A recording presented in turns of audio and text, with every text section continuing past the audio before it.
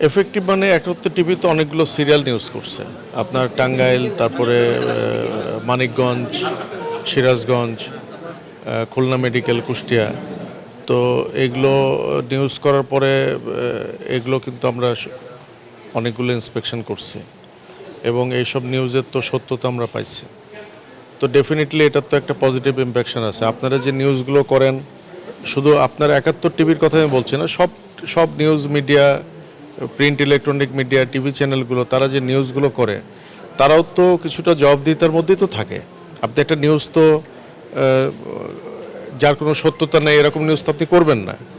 তো এই সত্য অসত্যর মাঝখান দিয়ে কিন্তু আমাদের আগাইতে হয়। আপনি একটা নিউজ করলেন, ধরেন আপনি দেখলেন যে আপনার চোখের সামনে একটা মানুষ মারা গেল, কিন্তু মারা যাওয়ার তো কিছু যৌক্তিক কারণও থাকতে পারে।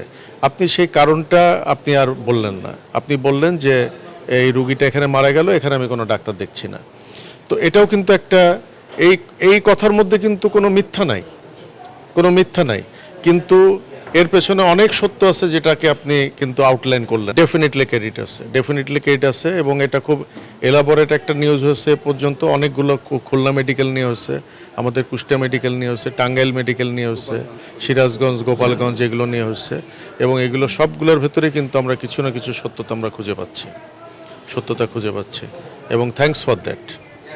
এবং আমরা চাই যে এখানে সমস্ত, শুধু ৭১ না, সবাই, মানে যত রকম, মানে সরকারের জন্য ক্ষতিকর, সরকারি অর্থের অপচয়, তারপরে কর্মকর্তা কর্মচারীদের উপস্থিতি, হসপিটাল সার্ভিস, এগুলো নিয়ে আপনারা মানে যেটা আপনি পাবেন আপনি সেগুলো নিউজ করবেন।